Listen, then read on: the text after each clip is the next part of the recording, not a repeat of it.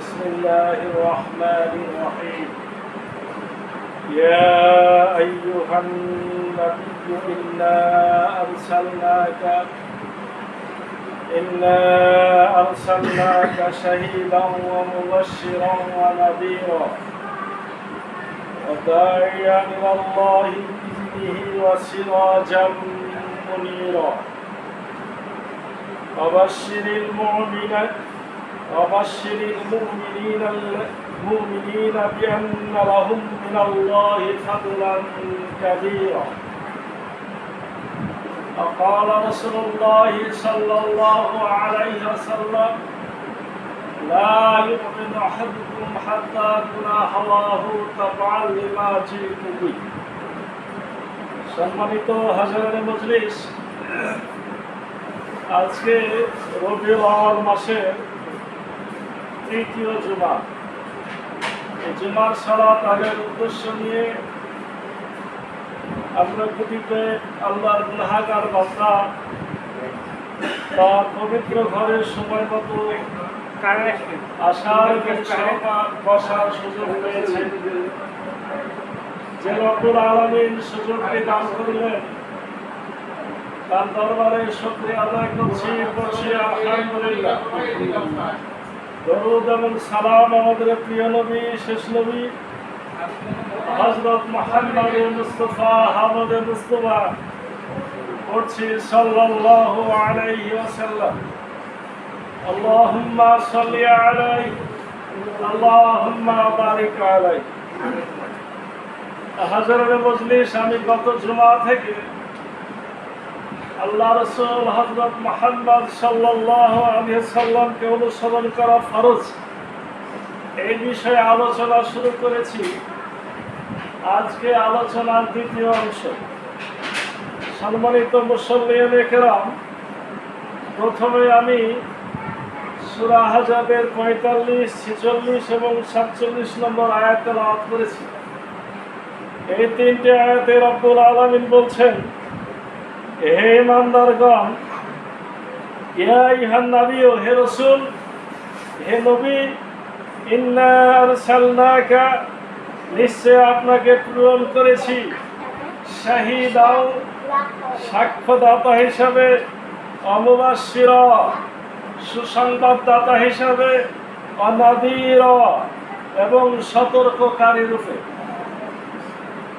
সম্মানিত মুসল্লিয়ানে কেরাম, আজকের আলোচনার প্রথম অংশে আমরা খেয়াল করব স্বয়ং মহান রব্বুল আলামিন আমার রাসূল হযরত মুহাম্মদ সাল্লাল্লাহু আলাইহি ওয়াসাল্লামকে কিভাবে সম্মান দেখিয়েছেন।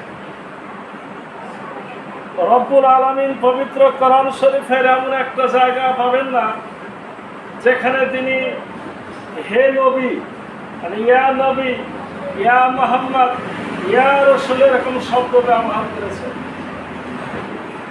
তিনি ব্যবহার করেছেন ইয়া আইয়ুহান নবী। এটা হচ্ছে সম্মান সূচক শব্দ।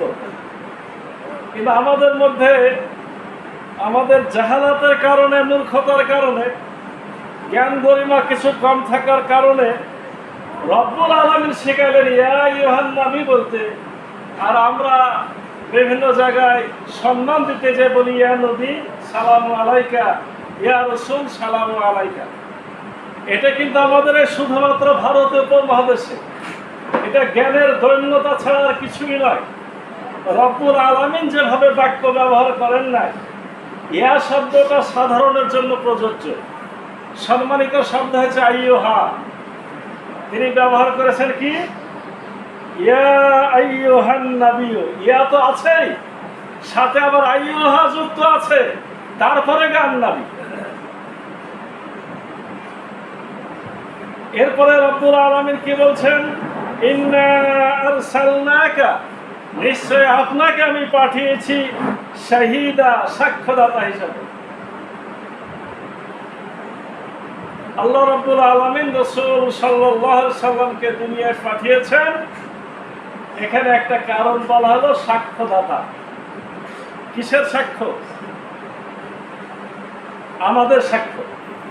আমাদের বিষয়ে আমার রব্বুল আলামিন আমার রাসূল হযরত মুহাম্মদ সাল্লাল্লাহু আলাইহি সাল্লামকে সাক্ষী হিসেবে দাঁড় করাবেন।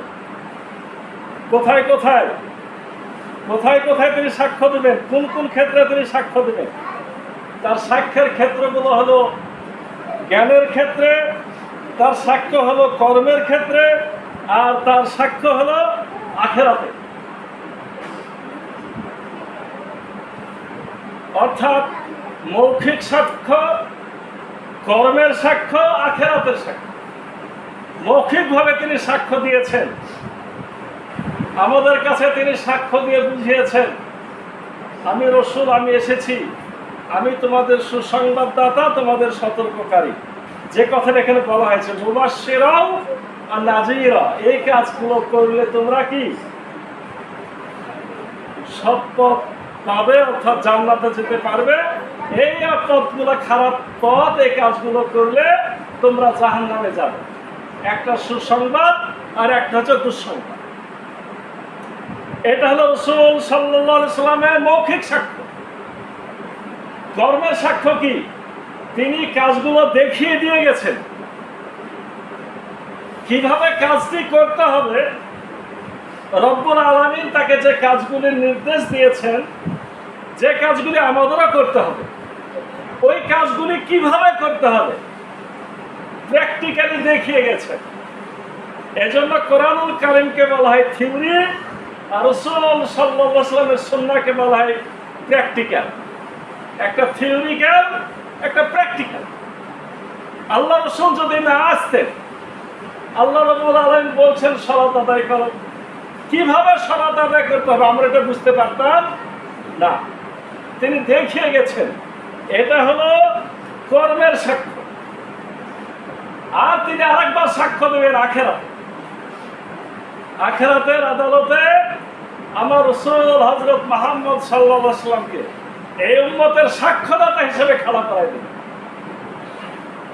তিনি সাক্ষ্য দেবেন যে আমি এই জ্ঞান তাদের কাছে পৌঁছাইছিলাম,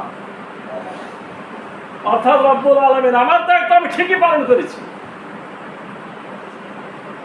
এখন তারা যদি আমার কথাগুলো শুনে আসে, আপনি তাদের জান্নাত দেন, আর যদি আমাকে অমান্য করে আসে, তাহলে আপনি তাদের জাহান্নাম দেবেন। স্পষ্ট কথাবার্তা এগুলো। তিনি সেখানে সাক্ষ্যদাতা হিসেবে খেলা হবে। এই জন্য রব্বুল আলামিন এই আয়াতটিতে আমার রাসূল সাল্লাল্লাহু আলাইহি সাল্লামকে সাক্ষ্যদাতা হিসেবে বললেন, এবং বললেন তিনি সাক্ষ্যদাতা হয় সুসংবাদ অথবা দুঃসংবাদের সাক্ষ্যদাতা। তিনি হয় পক্ষে সাক্ষ্য দেবেন অথবা বিপক্ষে সাক্ষ্য দেবেন। আমরা যখন হাউজে কাউসারের পানি খাওয়ার জন্য দৌড়ায় যাব, রাসূল বলবেন আমার উম্মত, আমি সাক্ষ্য দিচ্ছি আমার উম্মত, তাদেরকে পানি দাও। ফেরেশতারা যখন মনে করায় দিবেন ইয়া রাসূলুল্লাহ আপনি চলে আসার পরে এরা অনেক উল্টাপাল্টা কাজ করেছে, তখন আল্লাহ রাসূল তখনই বিপক্ষে চলে যাবেন, বলবেন সুখান সুখান, দূর হয়ে যাও তোরা, আমার উম্মত হয়েছিস তো কি হয়েছে, আমার কথা শুনে আসিস নাই, অতএব তোরা দূর হয়ে যা। তাহলে রাসূল হয় পক্ষের সাক্ষ্য দিলেন, অথবা তিনি কিসের সাক্ষ্য দিলেন? বিপক্ষের সাক্ষ্য দিলেন। আপনারা যে খালি কাজ না করে উল্টা হয়ে আল্লাহ আমার রাসূলের শাফাত নসিব করো, শাফাত নসিব করো বললে কি হবে? রাসূল সাল্লাল্লাহু আলাইহি সাল্লামকে বলা হয়েছে ইয়া রাসূলুল্লাহ, সাহাবায়ে কেরাম যখন বেঁচে ছিলেন আমার জন্য আপনি শাফাত করেন। রাসূল বলেছেন বেশি বেশি আমল করো, যে আমাকে সহযোগিতা করো, মানে ভালো কাজ করলে পক্ষে সাক্ষ্য পাবা। এগুলো স্পষ্ট কথা। এরপরে আয়াতে রব্বুল আলামিন কি বলছেন? ফাদাইয়ান ইলাল্লাহি বিইজনিহি, তিনি হলেন রব্বুল আলামিনের অনুমতি ক্রমে আল্লাহর দিকে দাওয়াতকারী, আহ্বানকারী। আল্লাহ অনুমতি দিয়েছেন তাকে, তিনি ইসলামের দিকে, আল্লাহর দিকে মানুষকে ডাকবেন। আর তার দায়িত্ব কি? সিরাজাম মুনীরা, তিনি হচ্ছেন উজ্জ্বল প্রদীপ, আলো যেখান থেকে জ্ঞান বিচ্ছুরিত হয়। অর্থাৎ রাসূল সাল্লাল্লাহু আলাইহি ওয়াসাল্লামের উপরে কোরআন নাজিল হয়েছে, আর এই কোরআনুল কারীম তিনি প্র্যাকটিস করে দেখিয়ে দিয়ে গেছেন। অর্থাৎ কোরআনও তার কাছে নাজিল হয়েছে, ব্যাখ্যাও তার কাছে। এই জন্য তাকে বলা হয়েছে উজ্জ্বল প্রদীপ। সে আলোর মশাল হাতে নিয়ে আমাদের সামনে ঘুরতে হবে। এরপরে রব্বুল আলামিন কি বলছেন? আবাশশিরিল মুমিনিনা, সুসংবাদ গ্রহণ করুক সে সমস্ত মুমিনগণ, বিআন্না লাহুম মিনাল্লাহি ফাদলান কাবীরা, আর তারা পেয়ে যাবে আল্লাহর অনুগ্রহ, মহা অনুগ্রহ। তার মানে রাসূলের অনুসরণ করলেই কি পাওয়া যাবে? রব্বুল আলামিনের বড় অনুগ্রহ পাওয়া যাবে। আসুন, রব্বুল আলামিন সূরা হুজরাতে প্রথম আয়াত থেকে কি বলছেন? ইয়া আইয়ুহাল্লাযীনা আমানু, হে ঈমানদারগণ, লা তুকদ্দিমু, তোমরা অগ্রসর হও না, বাইনা ইয়াদাইল্লাহি ওয়া রাসূলি, আল্লাহ এবং তার রাসূলের সামনে বেড়ে যেও না। এর মানে কি? আপনার আমার প্রত্যেকটা কাজ করতে হবে আল্লাহ রাসূলের বিধান মোতাবেক। রাসূলের অগ্রসর কিভাবে হবে না? অর্থাৎ রাসূল যেভাবে দেখিয়ে দিয়েছেন সেভাবে আল্লাহর বিধান আর রাসূলুল্লাহ সাল্লাল্লাহু আলাইহি ওয়াসাল্লামের দেখিয়ে দেওয়া পদ্ধতি, এর বাইরে আমাদের যাওয়া যাবে না। আত্তাকুল্লাহ, তোমরা আল্লাহকে ভয় করো। ইন্নাল্লাহা সামিউন আলীম, নিশ্চয় আল্লাহ সমস্ত কিছু শুনেন এবং তিনি সমস্ত কিছুই জানেন। ইয়া আইয়ুহাল্লাযীনা আমানু, হে ঈমানদারগণ, লা তারফাউ আসওয়াতাকুম ফাওকা সাওতিন নবী, আল্লাহ রাব্বুল আলামিন আবার সম্মান দিয়েছেন আমার রাসূলকে। কি বলে? হে ঈমানদারগণ, লা তারফাউ, তোমরা উঁচু করো না, আসওয়াতাকুম, তোমাদের কণ্ঠকে, ফাওকা সাওতিন নবী, নবীর কণ্ঠস্বরের উপরে তোমাদের কণ্ঠকে উঁচু করো না। রাসূল তো এখন নাই, তাহলে রাসূলের উপর আওয়াজ কিভাবে করব? কিন্তু কোরআনুল কারীমের কোন শিক্ষা বাদ যাবে না। একটা কথা মাথায় রাখবেন কোরআন বোঝার জন্য, কোরআনুল কারীমে যতগুলো আয়াত আছে, যতগুলো শিক্ষা আছে, সমস্ত শিক্ষা কিয়ামত পর্যন্ত চালু আছে, একটি আয়াতও বাতিল হবে না। শুধু বুঝে নিতে হবে যে তাহলে এখন তো রাসূল নাই, তাহলে রাসূলের কণ্ঠের উপরে উঁচু আওয়াজ কিভাবে করব না? রাসূলের বাণী যদি কোথাও আলোচনা হয়, কোরআনের আলোচনা যদি কোথাও হয়, সে জায়গায় আপনি জোরে যে কথা বলতে পারবেন না। কেউ যদি কোরআনুল কারীম এবং রাসূলুল্লাহর সুন্নাহ সঠিক জ্ঞান আপনাকে দিতে থাকেন, আপনাকে কণ্ঠ নিচু করে মাথা নত করে সেটা শুনতে হবে। এটাই এখন আপনার রাসূলকে সম্মান করা। রব্বুল আলামিন আরো বলছেন, ওয়ালা তাজহারু লাহু বিল কওলি কাজহারি বাযিকুম লিবাদ, তোমরা একে অপরে যেভাবে কথা বলো সেভাবে রাসূলের সাথে কথা বলবে না। আনতাহাবাত আমালুকুম, যদি এরকম করো তোমাদের আমলগুলো ধ্বংস হয়ে যাবে। ওয়া আনতুম লা তাশউরুন, তোমরা বুঝতেও পারবে না, আমল ধ্বংস হয়ে যাবে। রাসূলের সাথে বেয়াদবি হয়ে গেলে, রাসূলের সুন্নাহর সাথে বেয়াদবি হয়ে গেলে, কোরআনের সাথে বেয়াদবি হয়ে গেলে আমল ধ্বংস হয়ে যাবে, বুঝতেও পারবে না। এখানে একটা কথা, কোরআনুল কারীমে যেগুলো নির্দেশ দেওয়া আছে এগুলো ফরজ, এগুলো তো করতেই হবে। আর রাসূল সাল্লাল্লাহু আলাইহি সাল্লাম যেগুলো শিক্ষা দিলেন এগুলো সুন্নাহ। কোরআনকে যদি আপনি অপমান করেন আপনি কাফের। রাসূলুল্লাহর সুন্নাহ যদি মানতে না পারেন আপনাকে কাফের বলা হবে না। আপনি রাসূল সাল্লাল্লাহু আলাইহি সাল্লামের বিধান কোনো ক্ষেত্রে যদি কোনো কারণে অপারগ হন অসুবিধা নাই, কিন্তু আপনি অবজ্ঞা করতে পারবেন না। যেমন উদাহরণ, আপনাকে কেউ কখনো বলবে না যে টুপি ছাড়া নামাজ হবে না, টুপি ছাড়া নামাজ কিন্তু হয়ে যাবে। কিন্তু আপনি বললেন যে আমি এটা মানি না, এটা ছুঁড়ে ফেলে পা দিয়ে ডলে দিলেন, কি হলো বলেন? এটা অপমান করা হলো, তখন আপনার আমারই ধ্বংস হয়ে যাবে। রসুলের সুন্নাহ তো কোনো কারণে মানতে পারছেন না, এটা এক কথা, কিন্তু অপমান করা যাবে না। আশা করি আপনারা ব্যাখ্যাটা বুঝতে পেরেছেন।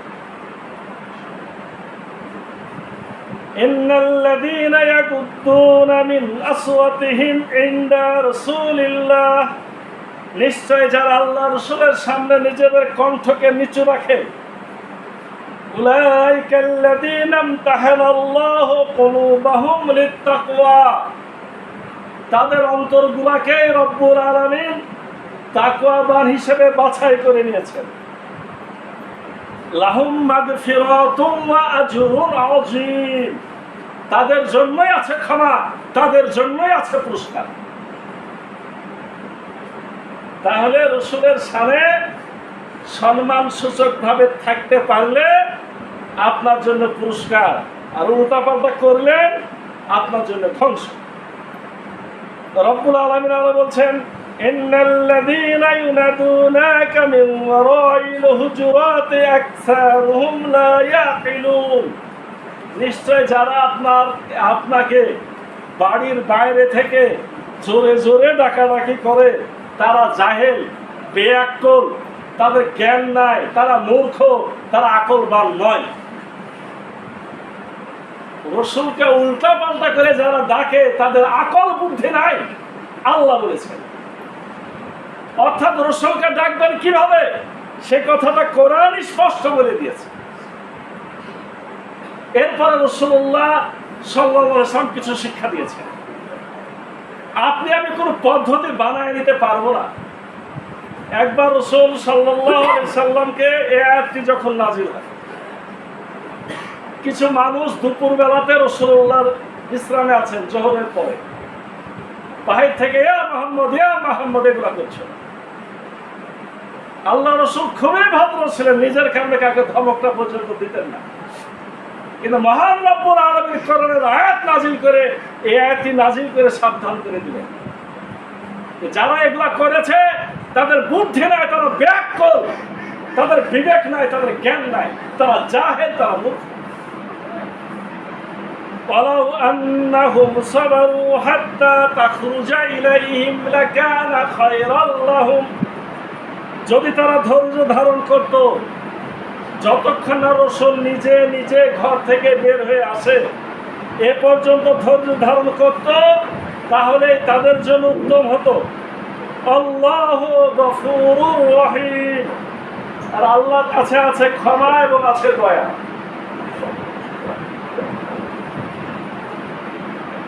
সম্মানিত মুসল্লিয়ানে কেরাম, আমি সূরা আহজাব থেকে কয়েকটি আয়াত এবং সূরা হুজরাত থেকে কয়েকটি আয়াত, যেখানে রব্বুল আলামিন নিজেই রাসূলুল্লাহ সম্মান কিভাবে করতে হবে সেটি দেখিয়ে দিলেন। আবার রাসূলুল্লাহর সামনে বেয়াদবি হলে আপনার আমাদের ধ্বংস, সেটাও বলে দিলেন। রাসূলুল্লাহকে সম্মান দিলেই আপনার জন্য পুরস্কার। তাহলে কি রাসূলুল্লাহকে মান্য করা ফরজ না ওয়াজিব না সুন্নাহ না নফল? কোনটা ফরজ? সম্মানিত মুসল্লিয়ানে কেরাম, আমি